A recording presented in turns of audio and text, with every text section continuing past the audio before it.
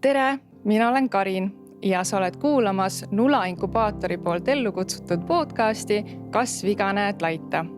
Siin saates räägime kõige suurematest ühiskondlikest teemadest, mis puudutavad igat Eesti inimest.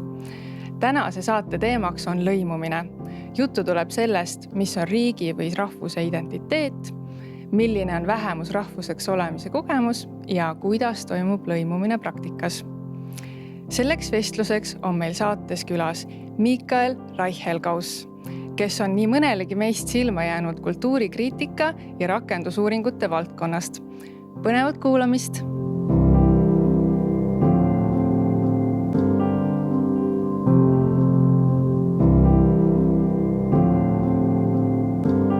Tere, Mikael! Tere, Karin! Nii tore, et sa tulid saatesse. Suur tänu kutsumast!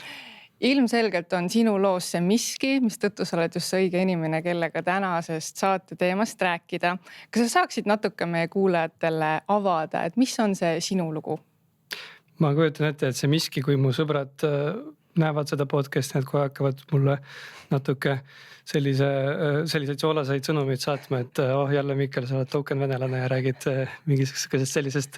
teemast, aga nagu sa ise ütlesid, see on see vähemusrahvuse kogemus Eestis. Ja ma ei tea, pigem lükkaks selle palli sinu poole. Võib-olla ongi see, et mis on see päritolu, miks sa oled see token venelane? Ja selle päritolu kohta ma olen mõelnud, et võib-olla peaks tegema mingisuguse piruka graafiku, kuna see on nagu mingisuguse nõukogude aja planeerija märgunenägu, et seal on kõik need rahvad kokku pandud. Kõige suurem piruka osa tuleks just 37,5% ukrainlane, sest et 3 minu vanavanematest olid ukrainlased, aga seal tuleb kindlasti ka juute, venelasi, valgevenelasi ja isegi udmurte on natuke olnud. Et selline kombinatsioon, mille kohta tõesti sageli küsitakse ja mida võib-olla oleks hea juba visiitkaardile anda. Jah, et ongi, et kellena sa end identifitseerid ja just, et miks sa siis oled token venelane, kui sa tegelikult väga palju ei olegi üldse mitte venelane. Ja ei, see on aus küsimus, mille peale ma olen ise ka mõelnud, et mu emakeel on vene keel ja eesti keel olen koolis ära õppinud, kui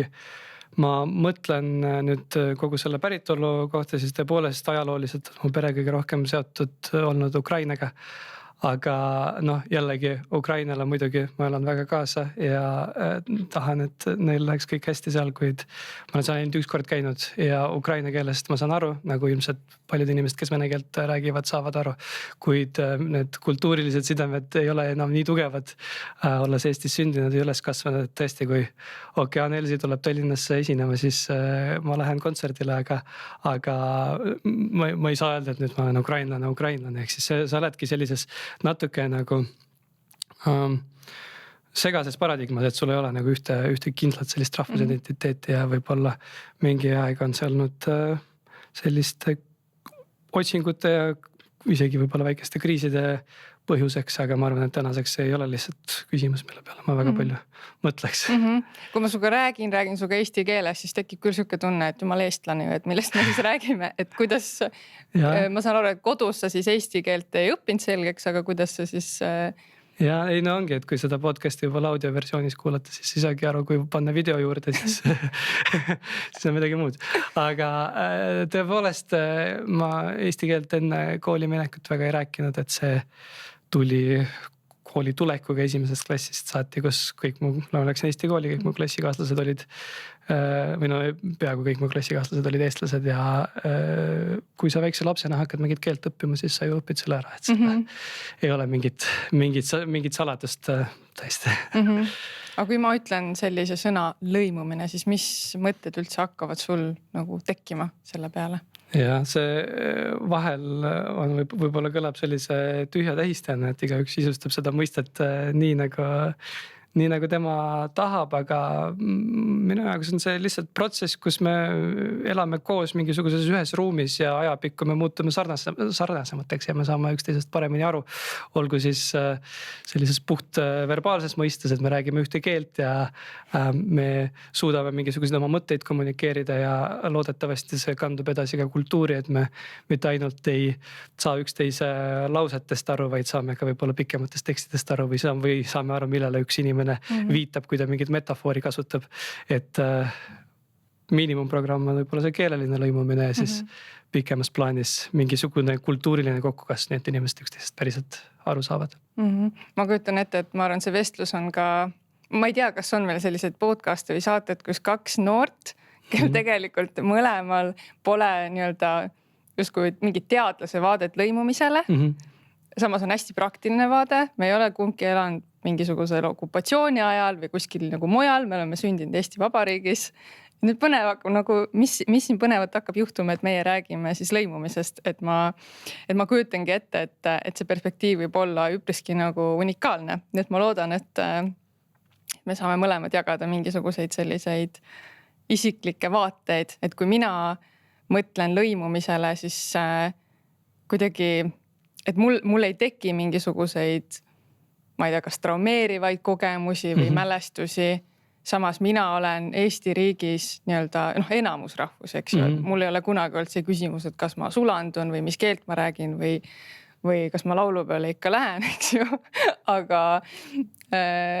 ma kujutan ette, et tegelikult Eestis on nii palju neid ja ka noori, kelle kogemus on hästi teistsugune ja kui ma ise olen siis puutunud kokku ka nende inimestega, kelle kogemus on olnud väga teistsugune, mitte nii, et me esimeses klassis saame kokku, emakeeled on erinevad, me muutume lihtsalt lõpuks nii sarnaseks, et tegelikult reaalselt seal ei ole mitte mingit vahet, nagu see polekski enam küsimus, et kas me siin lõimume või mitte, vaid juba see nagu teadlikkus, et tegelikult ühiskonnas on nagu neid gruppe, kes on ikkagi kuidagi omas sellises kapslis, natuke eemal, et see oli väga silmi avav kuulda just nagu neid isiklikke lugusid. Et ma loodan, et me saame ka selle saatega siis neid lugusid natuke rohkem nagu kuuldavaks teha teiste jaoks. Et selle jaoks ongi siuke küsimus mul välja mõeldud, et mida tähendab siis riigi identiteet ja kuidas see erineb rahvuslikust identiteedist? Ja rahvuslikku identiteeti saab ju ka väga mitut moodi mõista ja sina tegid siin väga hea disclaimer ja ma võtan meile see Estonglish juba tuleb siia sisse, et me oleme globaalselt lõimunud, aga et see disclaimer oli väga õige, et ma ei ole teadlane, ma ei ole ei rahvusidentiteeti uurinud ega lõimumispoliitikat kui sellist, seega kõik mõisted, millega ma opereerin, on alati tavakeele kasutuses, kui keegi võib-olla on mingisugust teoreetilist põhja uurinud rahvuste defineerimisel, siis see oleks nagu mingi teine teema, aga just et rahvusest võib mõelda muidugi ka riigiga väga tugevalt seonduvalt, et inglise keeles on võib-olla need mõisted selgemini eristavad, kui me räägime, on olemas nation ja on olemas mingisugune ethnic group, eks ju, ja kui on Ameerika, siis kõik on kui ma ei tea, nad ei räägi võib-ollagi rahvuse kategooriast nii palju, nad ütlevad I'm American, eks ju, ja siis sinna võib lisanduda mingisugune eesliide, et ma ei tea, Mexican American või mingisugune Cuban American ja nii edasi. Ehk siis siin väga selget piiri minu meelest selle riikliku ja rahvusliku identiteedi vahel ei ole. Küll aga me võime rääkida rahvuslikust identiteedist, mis on väga tugevalt seotud mingisuguse bioloogiaga või sinu päritoluga või ma ei tea, sellega, mis tingimustes sa oled üles kasvanud, võib-olla vahel kohtab kuskil kommentaariumites sellist lauset, et kui kass kasvab üles hobuste keskel, kas ta muutub siis sellepärast ka hobuseks ja selline arusaam rahvusest on võib-olla miski, mis läheb mulle endale väga vastu karva, et me ei ole lõppkokkuvõttes mingisugused eri liigid või et jah, et kui kass on hobuste seas kasvanud, aga kui ta ühtlasi räägib hobuse keelt ja ta laseb enda seljas ratsutada, siis see ei ole päris see näide. Ja tõepoolest, et mulle meeldiks mõelda rahvusest ja sellest eestlastest või Eesti inimestest, eks ole, siin on võib-olla see eristus, kas me räägime Eestist suure tähega või väikse tähega, aga kui inimestest, kellel on kindel idee ja kes on ühinenud selle idee ümber. Ja loomulikult üks selle idee osadest on võib-olla on eesti keel, eesti kultuuri säilitamine, aga mis on veel tähtsam minu meelest on see, et 90ndate alguses Eesti ühiskond tegi valiku minna demokraatlikku teed, valida Euroopa väärtused, otsustada, et ja me tahame olla see ruum, kus austatakse erinevate inimeste õigusi, kus me laseme igaühel vabalt valida, mida ta soovib elus teha, kuidas ta defineerib oma õnne. Ning just ja selle jaoks ehitati välja need institutsioonid. Ja nüüd, kui ongi vahel öeldakse, et kui küsitakse, keegi ütleb, et ma olen uhke selle üle, et ma olen eestlane, siis kas sa oled uhke selle üle, et sul on juhtumisi selline geenide komplekt ja et sa juhtumisi sattusid rääkima sellist keelt. Minu jaoks selline arusaam on jabur, aga kui sa ütled, et ma olen uhke selle üle, et mul on võimalus olla osa niisugusest projektist, sellisest väärtusraamistikust, siis see on väga inspireeriv ja see on see, kuidas mina tahaksin sellest mõelda. See tähendab nagu natuke rohkem, et justkui, et me oleme nagu pingutanud, et siin nagu olla siis need eestlased. Et kas just me, et kui küsida igaühe kohta individuaalselt, et mina võib-olla ei ole väga palju pingutanud, aga meie nagu kollektiivselt mingisuguse väärtusruumina, eks kui mõelda tagasi taas 90ndate algusesse, 80ndate lõppu, siis need valikud, mis siis tehti, nad ei olnud iseenesest mõistetavad ja kogu see teekond, mida Eesti on riigina läbinud, ei olnud ka iseenesest mõistetavad. Kui me vaatame kas või, mis juhtus Jugoslaavias, mis juhtus kuskil Põhja-Kaukaasias, eks ju, need verised kokkupõrked erinevate gruppide vahel või siis puhtalt selline korrumpeerinud ebademokraatlik süsteem. Ja see, et meil Eesti kodanikena, Eesti inimestena on õnnestunud minna teist teed ja liikuda pigem Euroopa suunas, pigem Põhjamaade suunas kui sellise kaose ja diktatuuri poole. Ma arvan, see on see saavutus, mille üle päriselt uhke olla ja mis teeb sind Eesti üle uhkeks. Just. Sinu arvates, kui lõimunud on praegu Eesti ühiskond? No 1-10 peaks hindama. Ma arvan, et meil on kindlasti veel pikk tee liikuda, aga me oleme rohkem lõimunud, kui inimestele tundub. Ja vahel, isegi kõik sellised arusaamad näiteks Eesti venelaste kohta, et ongi umbkeelsed, ei taha keelt õppida, ei armastavad Putinit, ei austa meile kultuuri. Nagu praktikas mulle tundub, et nad tekivad mingisuguste üksikute negatiivsete näidete põhjal, sest et selline üks vilets negatiivne näide jääb sulle tõenäoliselt palju paremini meelde kui kõik neutraalsed näited, mida sa võib-olla isegi ei pane tähele, eks ole, kui Eesti venelane tuleb sulle kuskil tänaval vastu või poes või mis iganes, ta küsid talt küsimusi, ta vastab sulle, võib-olla ta vastab isegi aktsenditult. See ei jäta pähe mingisugust märki, et mul oli nüüd mingisugune kokkupuude teisest rahvusest inimesega, aga küll sa tajud seda kokkupuudet võõraga siis, kui ta teeb midagi ebameeldivat või teeb midagi solvavat sinu jaoks või kirjutab mingisuguse kommentaari, mis ei käi kokku sinu poliitiliste vaadetega. Ja ühelt poolt taas me võime, kui me vaatame statistikat, tegelikult enamik vene noori vähemalt, eks ole, räägivad juba eesti keelt mingisugusel suhtlustasemel. Ja kui me räägime näiteks keeleõppe valmidust või soovi õppida eesti keelt, taas ma ei tea, milliseid teaduslikke mõõdikuid oleksin õige kasutada, võib-olla kui meil oleks siin lõimumisteadlane, tema oskaks sellest täpsemalt rääkida, aga kui vaadata, ma olen kunagi andnud matemaatika eratunde ja postitasin kuulutuse gruppi, kus põhiliselt siis venekeelse Tallinna inimesed otsivad õpetajaid. Ja selles grupis oli muu hulgas väga palju eesti keele tundide pakkujaid ja kõikidel olid ajad täis, et väga raske on tegelikult leida eesti keele eraõpetajat, inimesed on valmis selle eest peale maksma ja see turg on see nõudlus ületab pakkumist mitmekordselt. Ja see pilt, mida ma vähemalt selle mingisuguse väikse kogemuse pealt nägin, läks täiesti risti vastupidi selle arusaamaga, et inimesed ei taha keelt õppida või et keegi ei pea eesti keelt oluliseks. No jaa, ma ei tea, mul on juba nii tore nagu kuulda kõiki neid lugusid ja ma tunnen, et minu enda kogemus on umbes sama, et ma pigem näen, et et see motivatsioon nagu lõimuda ja siin nagu koos seda ühiskondlik projekti teha on väga kõrge, et näiteks siuke hästi armas lugu, mis mul juhtus, rääkides sellest, et eesti keele õppe vajadus ja soov on kõrge, aga nagu pakkumine on liiga madal. Et ma arvan, see oli kuskil 10 aastat tagasi, käisin seal Balti jaamas ja siis minu juurde tuli rääkima üks tüdruk. Ja noh, et ta emakeel oli vene keel ja ta hästi nagu kehvas eesti keeles küsis mult, et kas ma oleksin nõus olema tema keeleõpetaja.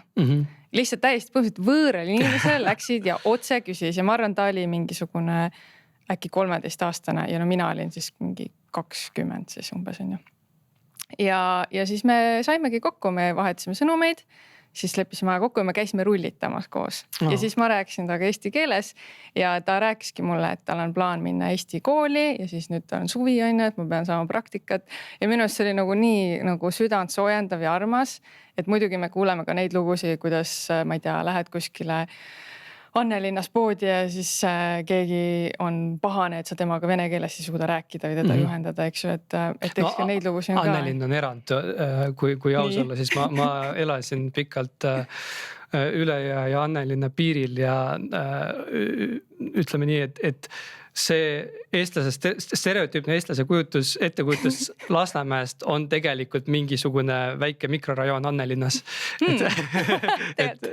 vabandust Annelinna elanikud, et ma ise olin ka peaaegu Annelinna elanik, aga tõepoolest, et ütleme, kui sa satud Lasnamäele kuskile Läänemere kanti või Priisle kanti või isegi Kattari kanti, sa tegelikult ei näe sellist pilti. Ei ole sellist pilti, eks ju. No jaa, ma ütlengi, et need kogemused inimestel on lihtsalt nii erinevad ja jällegi see, et kui siis mõnes kohas nagu me ei ole nii hästi on ju lõimunud, et me oleme üpriski siis võime öelda lausa kapseldunud on ju oma mingitesse mullidesse. Meil tegelikult pole nagu piisavalt palju neid kokkupuutepunkti, mis ongi see nagu mitte lõimunud ühiskond, eks ju. Et siis tekib nagu selline mulje, et seal on mingi grupp inimesi kuskil kaugel ära, ma ei tea neid. Ma ei saa aru, kes nad on, mis nad teevad, mis elu nad elavad, mis nad usuvad ja see tekitab nagu omajagu selliseid hirmusi ka, et nüüd ma juba kuulen nii palju mingisuguseid asju, mille peale mina ei tule lihtsalt sellepärast, et ma ei räägi vene keelt ja mul pole mingit viisi nagu saada seda informatsiooni, eks ju. Just ja tegelikult seal võib see edasiviitamise hierarhia ka tekkida nii-öelda, et Tallinna venekeelsetel inimestel on selline ütlus, et Marduski intelligent hуже Koplinskого bõdla, mis tähendab, et Mardu intellektuaal on hullem kui Kopli rullnokk ja siis Mardu inimesed saavad omakorda Annelinna peale näpuga näidata, et teie olete kõige. Okei, aga kuidas toimub siis oma sellesse keelelisse keskkonda kapseldumine, et me rääkisime, neid inimesi ei ole väga palju, aga jällegi ma kujutan ette, et sinul on natuke rohkem neid ühenduskohti võib-olla mõne inimesega, kes on natuke rohkem sellises oma võib-olla keelelises nii-öelda vähemuse mullis siis siin Eestis. Et kuidas see Eestis siis välja näeb, kuidas see võimalik on?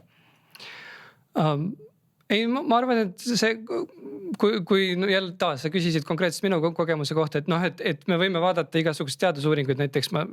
vahepeal siin ka selleks saateks valmistades lugesin siin paari lõputööd, mis olid pühendatud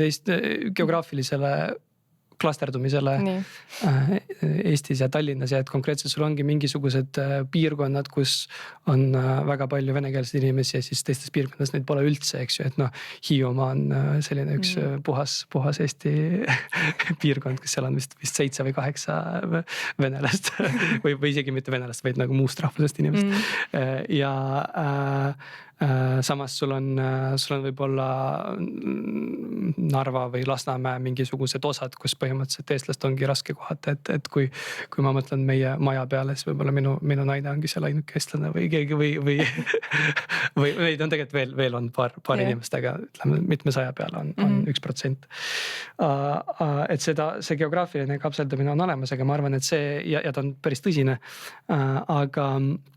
ilmselt see, millest meie räägime, on ju tegelikult üsna loomulik, et inimesed, tema perekond, tema sõbrad on talle sarnased ja ütleme, sul on sageli võib-olla Eesti seltskonnas isegi venekeelseid inimesi, aga kui sul on mingisugune venekeelne seltskond, siis sinna nagu eestikeelsed inimesed eriti ei satu. Et sedapidi liikumist on nagu vähe ja võib-olla pigem kõige levinumgi kapseldumise viis ongi see, et sul kõige lähedasemad sõbrad on samamoodi eesti venelased, venekeelsed inimesed, kes siin elavad ja mis ei tähenda omakorda, et sa ei oskaks eesti keelt, sa võid seda päris hästi osata, aga see sõpruse teema on midagi muud. Mina ka mõni aeg tagasi sain tuttavaks hästi kena noore inimesega,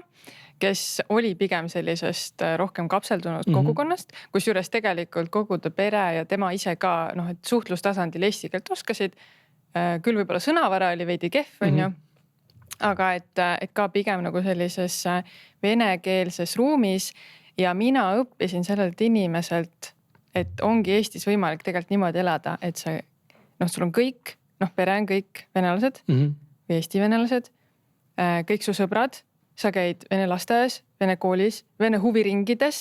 sa tegelikult tarbid siis venekeelset kultuuriruumi võimalusi, mida on tegelikult palju rohkem kui eestikeelseid võimalusi, eks ole. Et see oli minule tegelikult päris suur üllatus, et Eestis on tegelikult nagu suhteliselt mugavalt võimalik ka niimoodi elada. Ilmselt on võimalik, jällegi me räägime, sõltub, kust ta muide pärit oli? Tallinnast, okei. Aga kust kandis Tallinnas? Ma isegi ei tea. Okay. Ei, tõenäoliselt see on võimalik ja võib-olla sõltub ka sellest, mis alal sa tegutsed. Mis mulle tundub, et kui sa tahad professionaalselt lõpuks kuskile välja jõuda ja sa tahad nii-öelda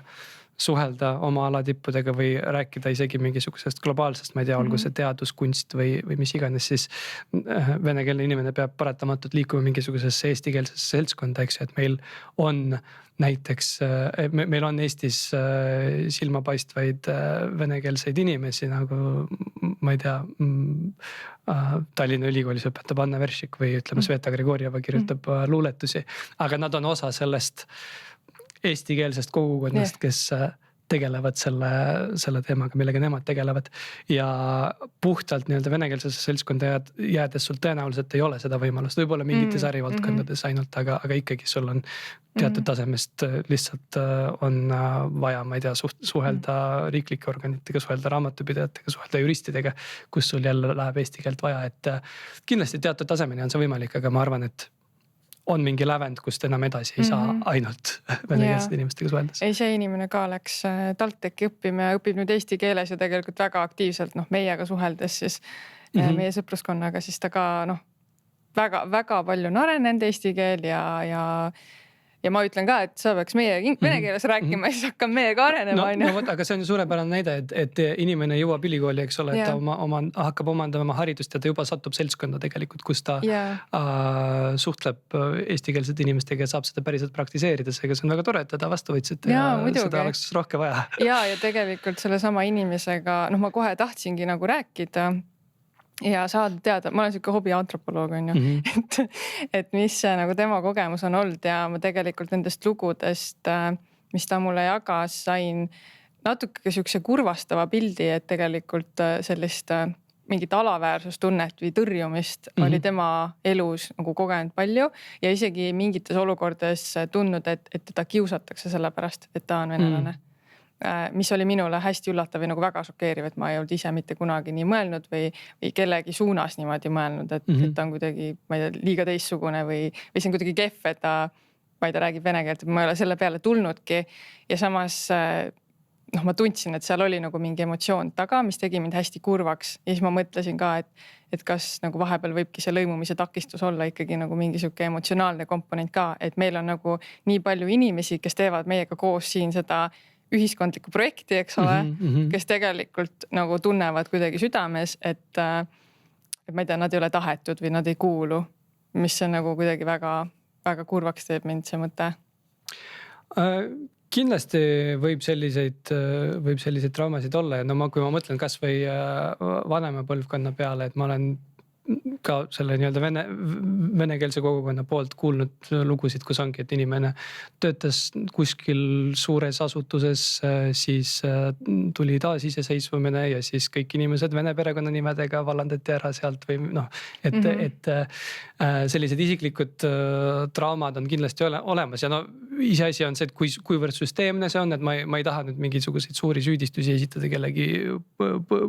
kellegi vastu või rääkida mingisugusest laiemast diskrimineerimisest, aga need isiklikke traumasid leidub kuhjaga ja sageli noh, kui keegi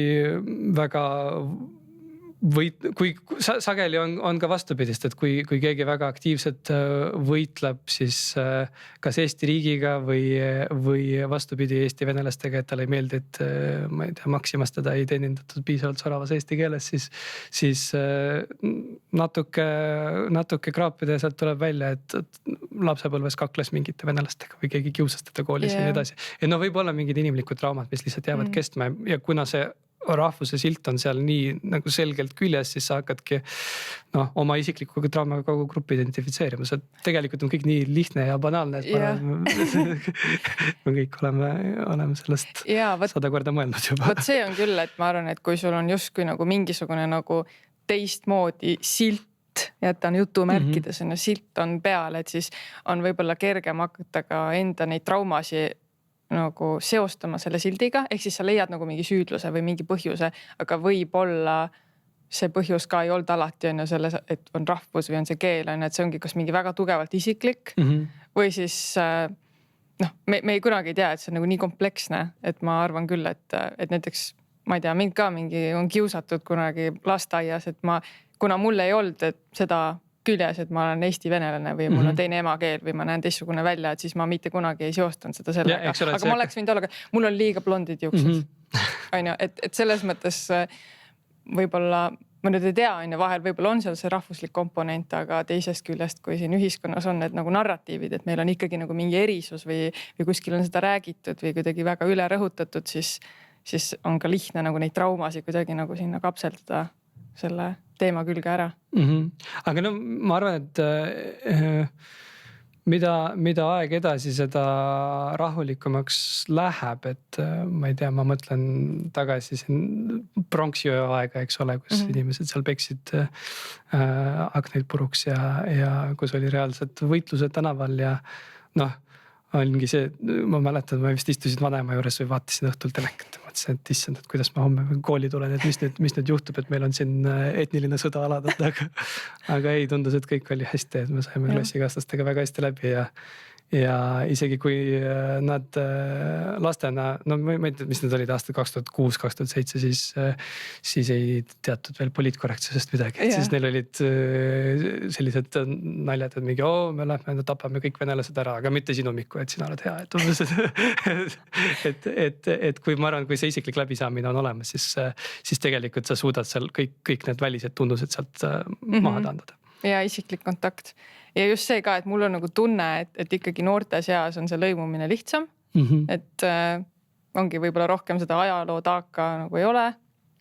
Nii palju isiklikke traumasid võib-olla on ka vähem, et kõik lapsed on ja lähevad kooli rohkem, ma kujutan ette natuke neutraalsemalt pinnalt kui see, et kui sa tuled läbi nagu suurte riigipöörete ja muutuste ja selliste elukogemuste, et noortega ma ei tunne, et oleks keeruline. Isegi juhul, kui on eesti venelane, kes ei räägi eesti keelt või ei tunne mugavalt, piisavalt, et et ma ei tea, sõnavara on kehv või midagi. Siis me räägime lihtsalt inglise keeles ja mõlemad võrdsed nagu. Et ma ei tea, mis on sinu see tunnetus, et ma kujutan ette, et on see sama, et noortel on ikkagi natuke kergem. Absoluutselt. Ja no vahel isegi kui ma ei tea, miks mul see lugu meenub, aga kui ma vahepeal töötasin 2 aastat koolis ja siis meil oli seal üks õpilane, kes oli mingisugusest väiksemast Eesti linnast pärit ja ta vaatas vist, et ma ei ole päris tüüpilise eestlase välimusega ja küsis, et kuule, et sa ei ole vist eestlane ega siis ma olen ei, et aga mis keelt sa räägid, no vene keelt rääkisin kodus ja nii edasi. Okei, aga kelle poolt sa siis oled, et kas sa oled Alar Karise poolt või Vladimir Putini poolt? Siis mõtlesin, et okei, et muidugi ma olen Alar Karise poolt, et kuidas muud moodi saaks olla. Ja siis sellest nagu piisas talle, et pärast seda me enam ei arutanud temaga mingisuguseid rahvusteemasid ja kõik oli nagu korras, et ma arvan, et jah, tõesti neid traumasid vähemalt rahvuspõhiselt jääb aina vähemaks ja mida aega edasi, seda kergem on meil siin üksteist aktsepteerida. Eriti siin koos siin väikses Eestis. Ma mõtlen veel sellele, et nagu ma juba ennem ka mainisin, et kui sa oled venekeelne, siis tegelikult need kultuurilised võimalused on ju näiteks tarbida muusikat, ma ei tea, stand-up'i, filme, et Venemaa võrreldes on ju mingi eestikeelsega on lihtsalt nii palju suurem. Et ma vahel mõtlen, et ma ei tea, natuke nadi ei ole, et sul on nagu mingi nii suur nagu keeleline kultuuriruum, et globaalselt sa ei ole vähemus, absoluutselt mitte, et globaalselt on eestlane väike nagu vähemus. Et mis oleks see nagu tegelikult sa ütlesid ka juba, et kui sul on siin ühiskonnas nagu läbilöögi soov, siis sa pead seda eesti keelt oskama ja justkui nagu sellest kultuuriruumist siis osa võtma. Aga samas ma vahel küll mõtlen, et näiteks ka ma käisin kuskil rannas ja siis seal venelastel oli pidu ja siis ka vene tümm käib ja nii mina ei ole kunagi neid lugusid kuulnud, eks ju. Aga samas ma mõtlengi, et huvitav, millal tuleb nagu see hetk, kus ma ei tea, meil on nagu midagi see ühine. No see Füroksana oli juba, eks ole, Gameboy Tetrisel ja Nublul, mis on ühine laul, aga see on hea küsimus. Lõpuks see ühine saab ju olla lõpuks pigem selline, et meil on mingisugune Eesti kultuuri tekst või teos, eks ole, mis integreerib endasse mingisuguseid vene kultuuri detaile, täpselt nagu oli selle Füroksanaga, eks. Et Gameboy Tetris, ta on venekeelne inimene, aga ta põhiliselt suunab oma loomingut eestikeelsele auditooriumile, ta on eestlaste seas kindlasti rohkem tuntud, rohkem populaarne kui venekeelsete inimeste seas ja samamoodi Nublu ise ka ilmselgelt Eesti räppar, aga nad kombineerisid mingid elemendid ära ja see toimis mingisuguse ühendava lülina kogukondade vahel, et seda võis ka vahepeal ka Lasnamäel kuulda, kui kõnnid pargist mööda ja lapsed, ma ei tea, teevad mingid trikke seal rulluiskuda või ruladega skatepargis ja taustal mängib Nublu Füroksana. Aga jah, et pigem need kultuurilised elemendid lähevad nagu selles suunas või samamoodi nagu Sveta Grigorjeva looming, keda ma toon juba teist korda näiteks, aga tema esimene luulekogu avaldas mulle väga suurt muljet, kui ma koolis õppisin ja tema just nagu tõi eestikeelsesse kirjandusse sellise venekeelse noore kogemuse, aga just, et see on lõpuks Eesti kultuur, milles on mingisugused Eesti venelase kultuuri element, aga mitte päris ühine asi. Ja no eks seda tuleb ka silmas pidada jällegi mina, kellel on siis see Eesti geenikomplekt on ju kaasa antud, või see kodune on ju kultuur. Et natuke on nagu see hirm, et see Venemaa ja vene kultuur on nagu nii suur, et kui me seda Eestit nii-öelda puhtana ei hoia, ma tegelikult ise nii ei mõtle, ma üldse ei mõtle teemadele, aga et justkui, et kui me seda Eesti oma ei kaitse, siis tegelikult suurem ju lahustab väiksem ära, eks ju. Aga kas see oht on reaalselt meil Eestis ei ole ilmselt. Meil on võib-olla see oht, et reaalselt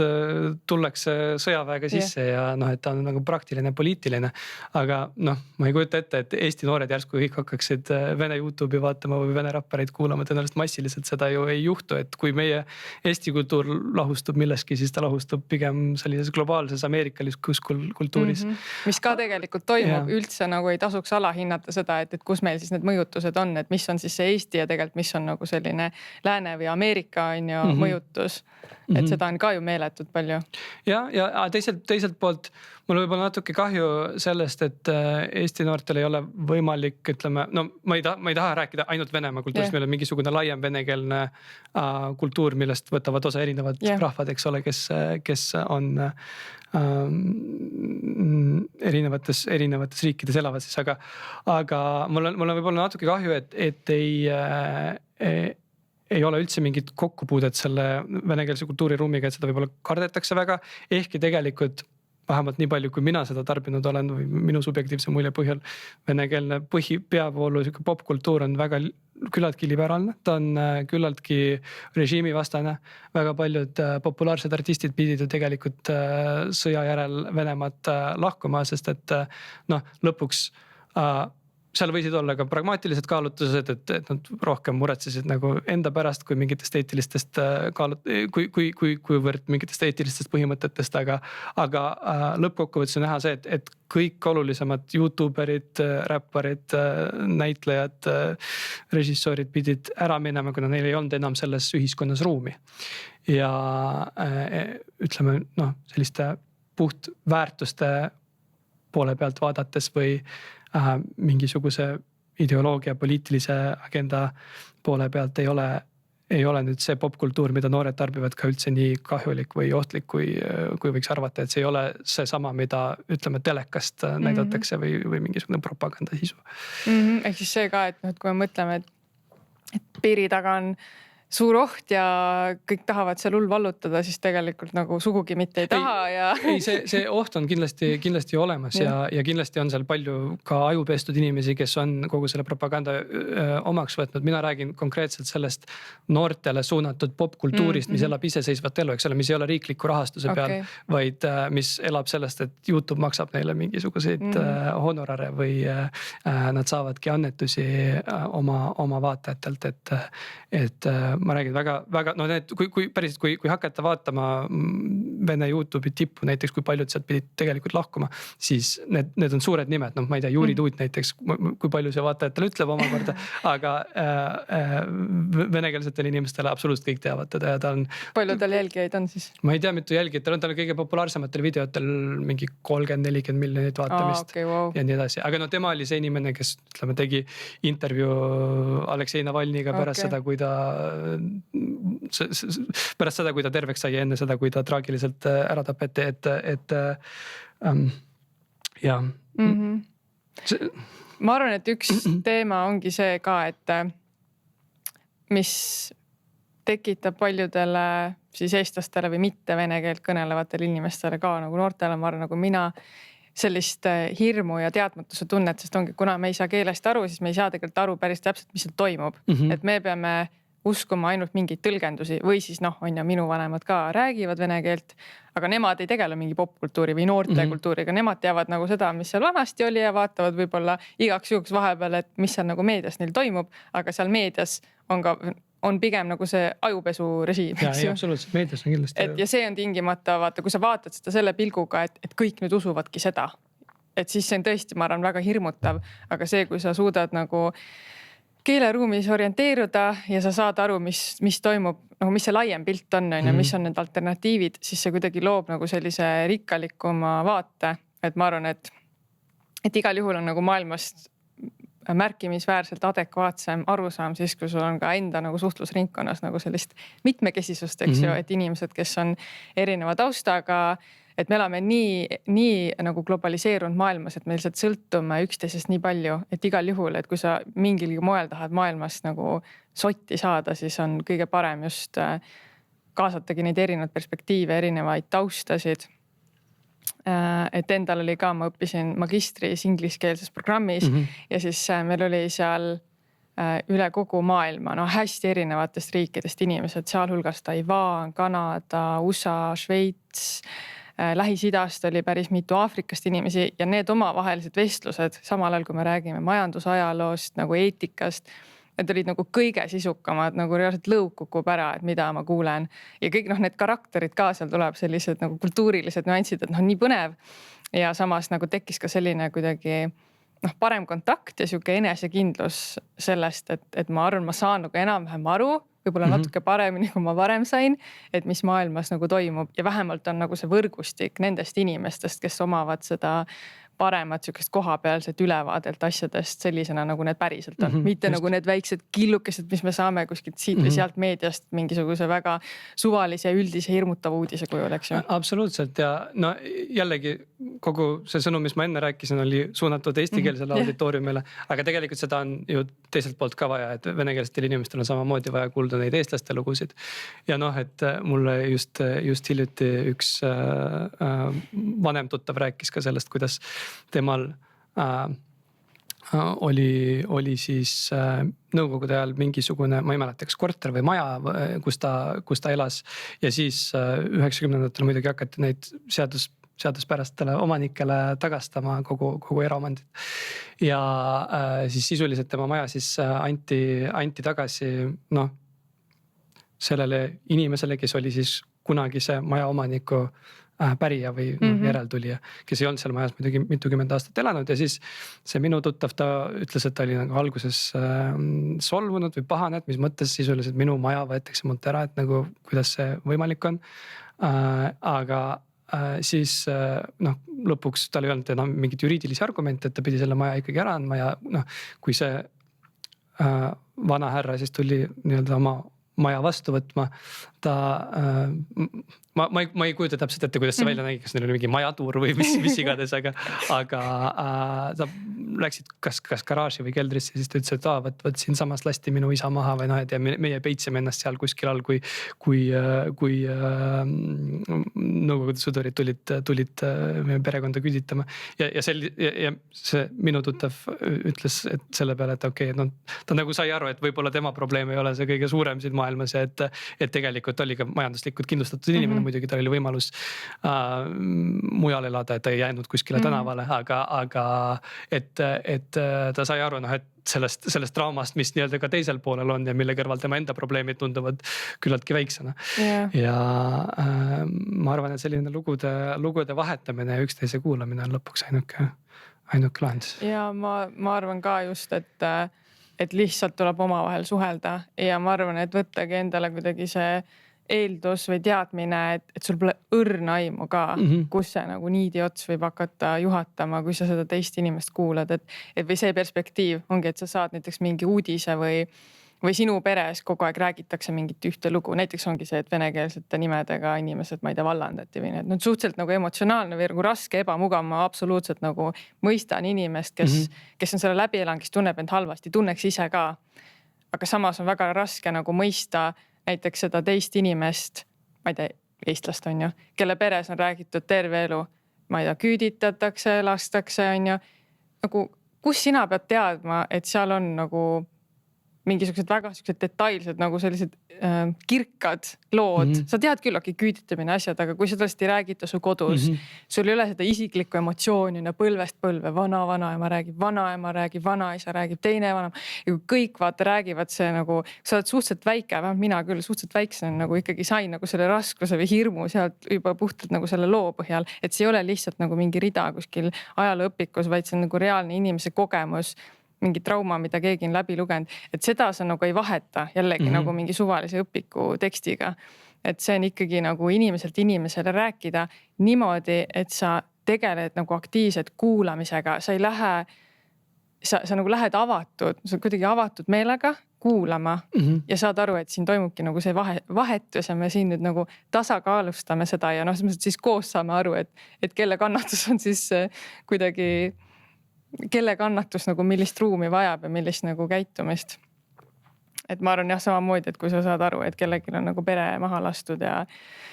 keegi kuskil ära surnud ja siis sa pead oma kodust loobuma, et siis sa mõtled, et issand jumal tänatud, et ma pean ainult oma kodust loobuma. Aga eks igal sellel kogemusel on oma selline sügavus ja raskus ja muidugi see kodu kaotamine ei ole kindlasti ka nagu väga, väga tore kogemus, eks ole, on ju. Kas on veel mingisuguseid uskumusi või mingid lugusid, kas ma ei tea, kultuurilistest erinevustest mingid nüansid, mis võivad meil seda lõimumist takistada? Kas just takistada? Ei, pigem... Või on huvitavad, ütleme siis nii.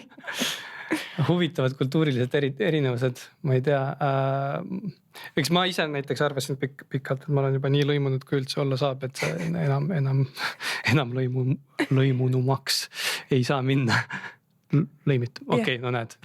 juba hakkad oma eesti keeles kahtlema, aga kui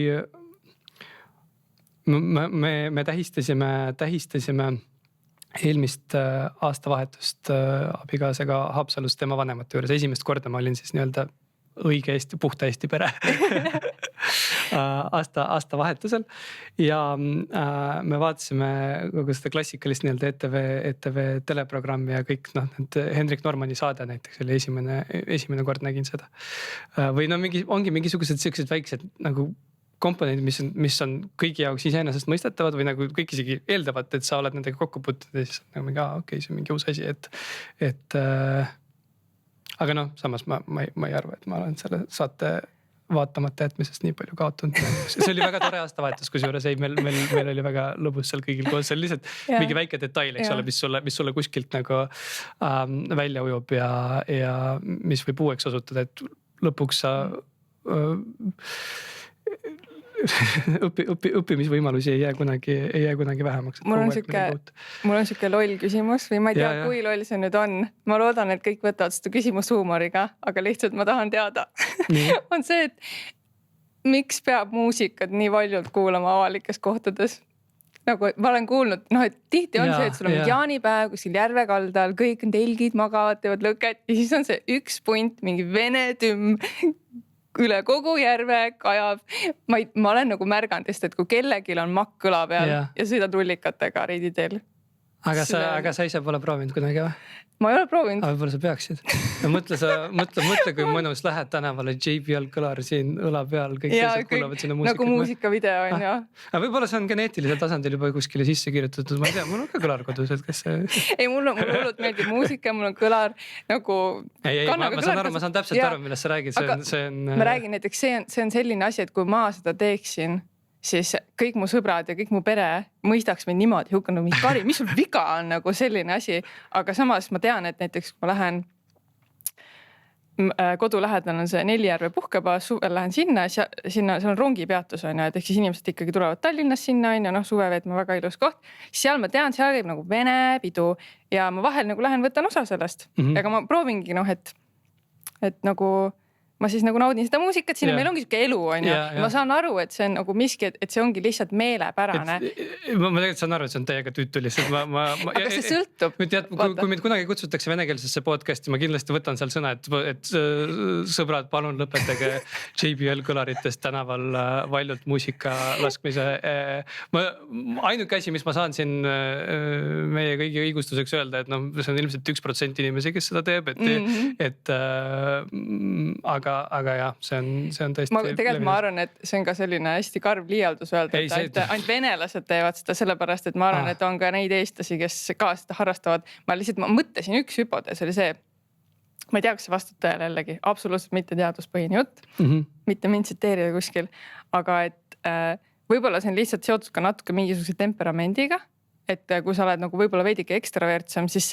see nagu, siis sulle meeldib natuke rohkem sellist välistiimulit ja näiteks see, et sa lähed kuskil järve äärde, sul on inimesed, sul on ilus loodus, sul on mingi, ma ei tea, vesi, sul on mingid mängud ja siis on muusika ka, siis see on tegelikult nagu sinu närvisüsteemile nagu täpselt õige. Samal ajal on ja ma ei tea, mina mingi introvertne eestlane, mul peab ainult rahu, vaikus nagu ole saaga vait on ja et siis ma nagu olen nagu rahus on ja, et siin võib-olla mitte ongi selline rahvuse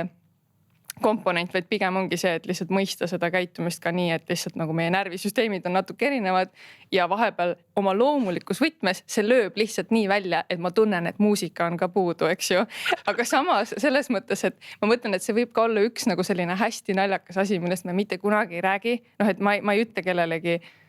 kuskil seltskonnas mingile, ma ei ole esimest korda küsin seda küsimust, eks ju, et ma ei lähe ütlema, et kuule, et ma ei tea, levita seda nagu arusaamist, et nagu see muusika võiks nagu olla kas vähemalt vaiksemalt või nagu üldse mitte on ju, et sul on ilus päikseloojang õhtu reidi teel, et siis ärme nagu oma tümmi pane, vaata, et äkki teistele meeldib mingi teine tümm või ei meeldi üldse tümm. Et oleks tahtnud nagu seda öelda, aga samas pole nagu, see ei tule kunagi jutuks ühesõnaga.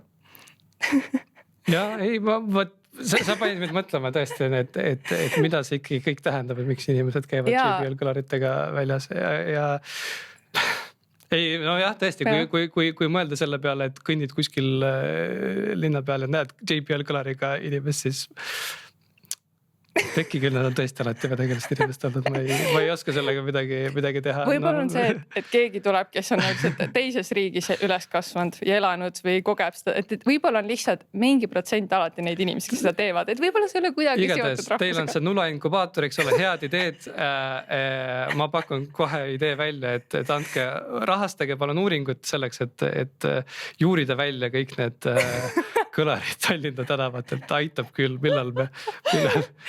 palju võib. Tegelikult kuna me ei ole sellest kunagi varem teistega niimoodi süvitsetult rääkinud, siis ma ei olegi jõudnud nagu enda sees nagu kuidagi mingisugune selgusele, et mis on nüüd see õige lahendus, et seda juhtub nii harva, et ilmselt see nagu ei häiri mind nii palju. Samas ma arvan, võib-olla mõndasid, keda häirib rohkem, aga võib-olla on väga palju neid inimesi, kes on lihtsalt nii õnnelikud, et seda on võimalik teha. Et ma ei tea siin, mis on siin nagu see õige lahendus, aga ma lihtsalt mõtlen, et kui mul tekkis see küsimus, siis huvitav, kas siin on veel nagu mingisuguseid selliseid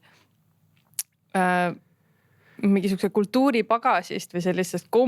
kombestikust tulenevaid erisusi, millest me ei räägi, mida me kuidagi ei teadvusta, ei näe, aga samas tegelikult on nagu ülihuvitav, et kui me siin nagu ühiskondlikku projekti teeme, et kas me siis ühel hetkel peaks nagu mingites asjades hakkama kokku leppima, et lihtsalt, et oleks vähem neid, kes lihtsalt lähevad suvaliselt kellegi, ma ei tea, eesti venelase või eestlase peale närvi sellepärast, et nad sellised on, vaid et tekiks mõistmine. Ei, eks saate miinimumprogramm on vähemalt täidetud, eks ole, et me algatasime diskussiooni kõlarite kasutamise kohta ja võib-olla tekib neid teemasid veel. Et see on tegelikult asi, mille kohta võiks nagu mingisuguse polli korraldada, et mis teid kõige rohkem venekeelsete Eesti inimeste juures häirib ja võib-olla vastupidi, kõige rohkem eestikeelsete inimeste juures häirib, aga kindlasti on nii mitmeid asju, mille peale me reaalselt ei tulegi, et nagu ma mäletan, kui me telefonis rääkisime, siis üks teema, mis tuli veel välja, oli see, et tegelikult ongi, et venekeelsel inimesel näiteks, kui ta läheb ülikooli või kooli, siis tegelikult ilmselt tal on suur motivatsioon nagu suhelda ja nii-öelda lõimuda, ütleme niimoodi, et ta tahaks, et oleks nagu erinevad sõbrad, ta saaks eesti keelt harjutada. Aga siis tekib ka selline tunne võib-olla, et teda tõrjutakse või ei taheta ja siis samal ajal on ju, sa oled seal nagu kohmakalt, ei tea nagu kellele läheneda, võib-olla ta ei taha, et ma temaga suhtlen ja eestlastel lööb välja hoopis selline,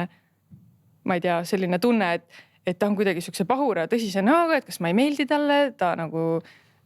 ühesõnaga tekib selline nagu täielik arusaamatus ja ma arvan, et neid arusaamatusi on üpriski nagu palju, kus me lihtsalt hoiame eemale üksteisest ilma tegelikult mingisuguse põhjuseta. Lihtsalt on nagu selline veidike ebamugavus on ju selle keelebarjääri või keeleliste nüansside. Seda ma olen küll täheldanud oma venekeelsete sõprade tuttavate puhul, kes ei ole ise võib-olla eestikeelses koolis käinud, et sageli võib-olla inimene räägib eesti keelt isegi küllaltki hästi, näiteks tal on täitsa mingi B2 või C1 tase olemas, aga ta räägib väikse aktsendiga või tal vahel on mingisugused käändevead või tal ei tule eestikeelne sõna meelde, et ta peab mingisuguse ingliskeelse sõna selle asemel ütlema. Ja tõesti seda põetakse päris palju, et ei, ma räägin nii halvasti, et mida teised nüüd minust arvavad, ma tunnen seda ebamugavalt ja kahjuks ma olen näinud olukordi, kus inimene jääb selle tõttu seltskonnast välja, mitte sellepärast, et seltskond temasse halvasti suhtuks või et teda ei kutsutaks kuskile, et on kutsutud tegelikult korduvalt ja pakutud, et tule ja palun. Aga lihtsalt, et tal endal kuidagi jääb sellest julgusest puudu. Võib-olla see töötab tõesti mõlemat pidi, et tuleb leida viise, kuidas rohkem nagu lahkust välja näidata või inimese vastu huvi avaldada. Sest et see ei kehti ainult venekeelsete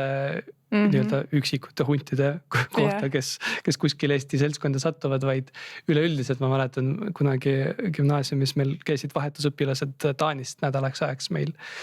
ja toimus mingisugune pidu, kuhu ma ise ei saanud minna, aga minu seesama Taani sõber läks koos Eesti seltskonnaga siis välja. Ja pärast tuli tagasi, ma küsin, et kuidas oli, kas sulle meeldis, kas jäid rahule, said inimestega suhelda, et see tore pidu, aga jube raske on teil inimestega jutule saada üldse, et ma pidin nagu jõuliselt sinna seltskonda ennast sisse sisse suruma ja sisse murdma sinna. Et enne kui keegi minuga rääkima hakkas, aga kui see nii-öelda jää sai murtud, siis tegelikult kõik olid väga toredad ja kõigiga saime väga hästi läbi. Nüüd ma mõtlesin, et mis sa vingud, nagu see on normaalne. Sa arvad, et sind nagu võetakse lihtsalt niisama vastu selle eest, et sa oled ilus või nagu mille pärast, et no ma ei öelnud talle muidugi seda, aga tundus nagu kummaline etteheide. Ja siis ma läksin Taani nädalaks ajaks vahetusõpilaseks ja me läksime seal mingisuguse tema klassiaja sünnipäevale. Ja siis ma sain aru, et miks ta mulle seda ette heitis, kuna sellel sünnipäeval reaalselt iga inimene tuli 5 või 10 minutiks minu juurde rääkima lihtsalt järjest. Kuna nad vaatasid, et meil on mingi uus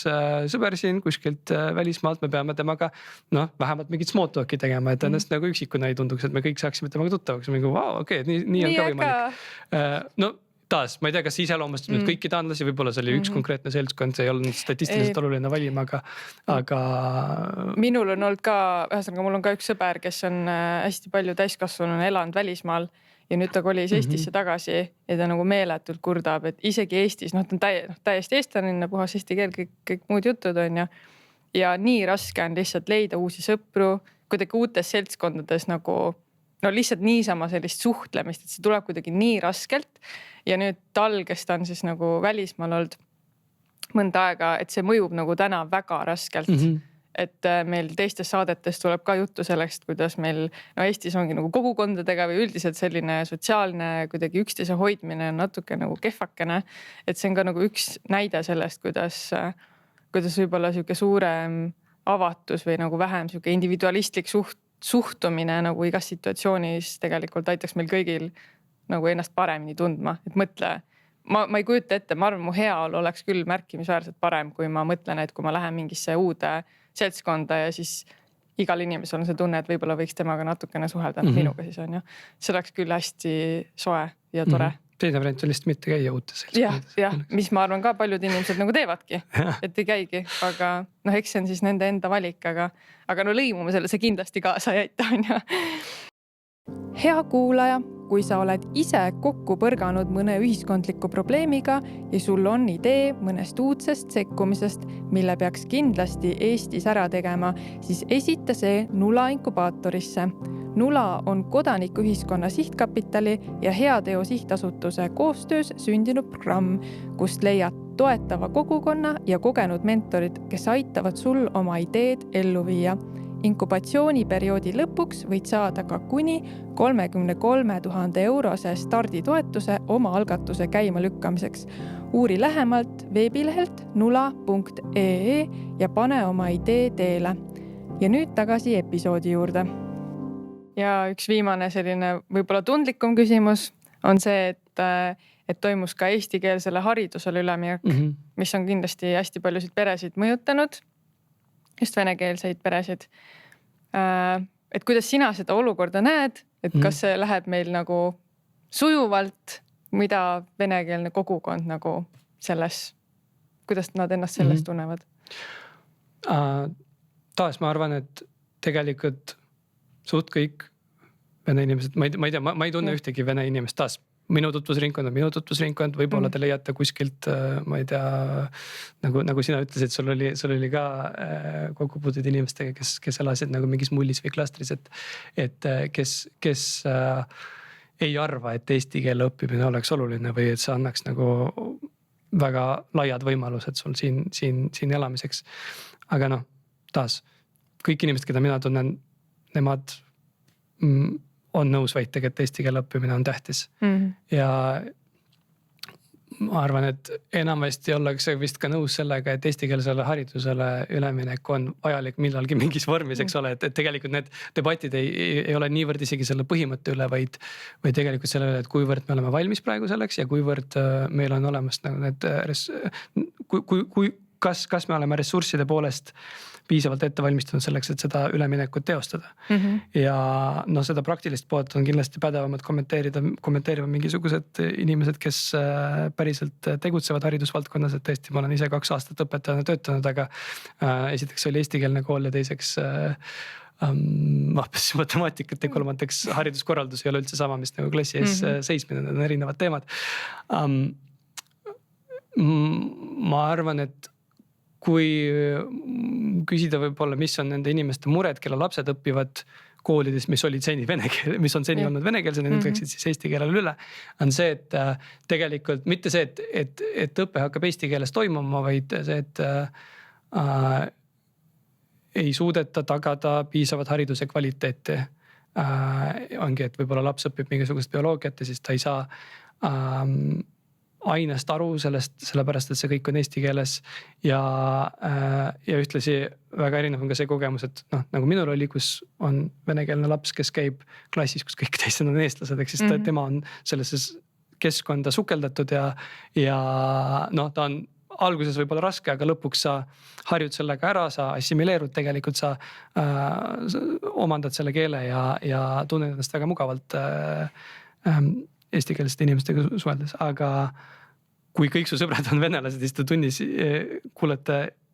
ainet eesti keeles, siis te lähete vahetundi ja omavahel suhtlete vene keeles edasi, siis te lähete klassi tagasi ja see õpetaja võib-olla, kes teid õpetab, on ise ka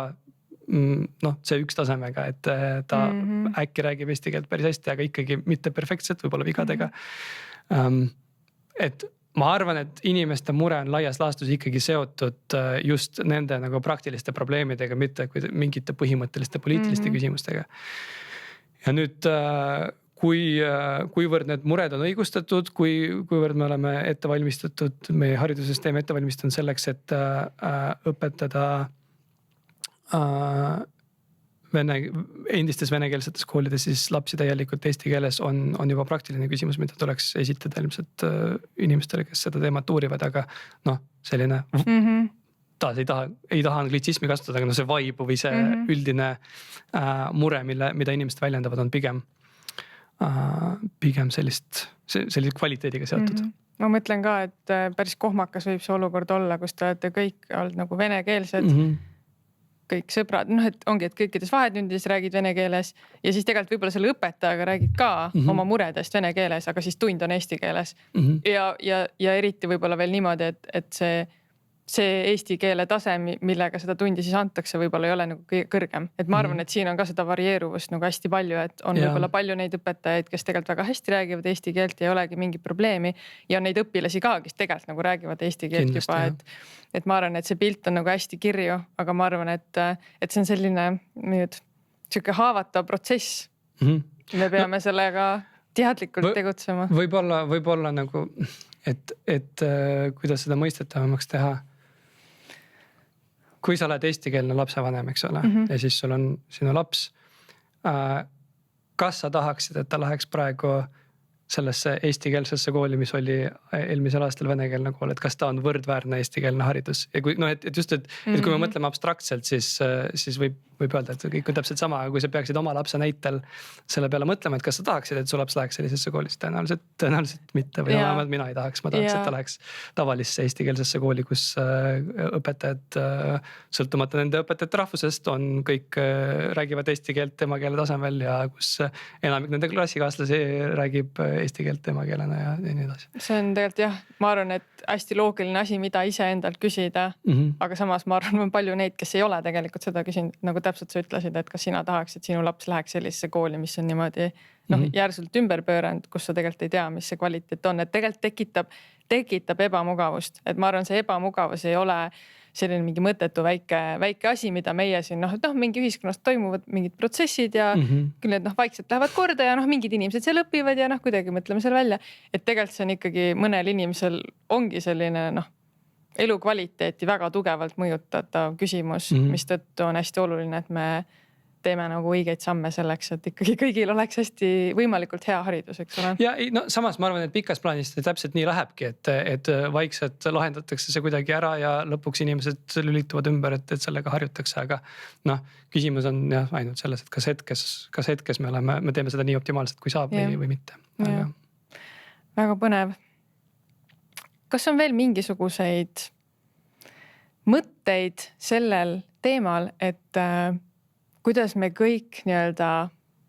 üksikisiku tasandil või ühiskonnas või mõne kodaniku algatuse raames saaksime seda lõimumist paremini toetada? Ja ma mõtlesin selle küsimuse peale varasemalt kodutöö formaadis. ja sellele küsimusele on küllaltki raske vastata, ma selgitan kohe, miks. Ma olen paar aastat töötanud mõttekojas Praxis, kus me tegelesime igasuguste rakendusuuringutega ja üks selline mantra, mida minu vanemad ja targemad kolleegid kordasid tihti, oli see, et enamik sekkumisi ei ole mõjusad ja et me lihtsalt tekitame enda seatunde, kui me et me teeme midagi, aga tegelikult sellel millelgi, mida me teeme, ei ole mõju päriselt olemas. Samamoodi ka kõigega, mis puudutab lõimumist. Ma ei tea, ma võiks öelda, et korraldage rohkem üritusi. Ma ise ka kunagi olin meeskonnas, mis korraldas selliseid kakskeelseid üritusi, kus me kutsusime erinevaid inimesi, kes on Eesti kultuuris midagi teinud või mingis valdkonnas nagu silma paistnud ja siis nendega neid vestlusi pidanud. Siis tulid eestlased ja venelased kohale, meil oli selle üle väga hea meel. Nüüd, kas see päriselt lõimis, ma tahaks loota, et lõimis, aga praktikas ei saa ju teada, kuni sa pole seda hinnanud. Ilmselt see vähene teaduslik konsensus, mis meil on selle osas, on tõdemuses, et tuleb luua neid kokkupuutepunkte. Ja väga huvitav oli näiteks Natali Metsa üks artikkel, kus ta uuris Sveta baari kui sellist ruumi, kus Sveta baari ei ole enam olemas muidugi, aga sellist ruumi, kus eestlased ja venelased kokku puutusid ja võib-olla said lõimuda oma vahel muusika taustal, et kuskil, kus ma ei tea, need taustalood ei olnud enam nii olulised ja kus neil oli mingid asjad, mille ümber ühineda. Taas kindlasti Sveta baari mõju võib-olla teistele tervise aspektidele ei olnud kõige parem, et see ei ole kindlasti mingisugune endorsement, aga mida rohkem ma arvan, me saame tekitada neid suhteid, mida rohkem me saame inimesega silmast silma rääkida, sõbraks saada, kutsuda kedagi enda seltskonda, võib-olla kui me näeme, et keegi on nurgas vaikselt üksinda, siis öelda talle, et kuidas sul läheb ja ma ei tea, teha seda, mis sina teed, küsida küsimusi inimestelt, eks ole, et see tegelikult aitab, aga ma samas teadvustan, et kõik need on väga banaalsed soovitused, et kahjuks mul ei oska siin mingisugust jalgratast leiutada peale nende väga intuitiivsete. No mina kindlasti meie kuulajatele ja vaatajatele panen südamele, et Nulainkubaator on väga hea koht, kus ikkagi arendada neid sekkumisi, mis on mõjusad, et mõju mõõtmisel on hästi oluline koht ja seda me ka õpetame. Nii et tõesti, et sirguksid siis sellised ühiskondlikud algatused, mis päriselt midagi muudavad ja üritavad ka selgus saada, et see päriselt mingisuguse muutuse ellu kutsub. Ja kaotame JBL kõlarit tänavatelt. Ärge mitte JBL-i kõlaritele ja valjule muusikale pidama jääme. Aga jah, see on tõesti üks humoorikas teema, millele me võime veel aega veeta, et sellel teemal arutada. Aga lõppsõnad, ma küsiks sult, mis oleks see, mida jätta meie kuulajatele, vaatajatele siia lõppu kõlama?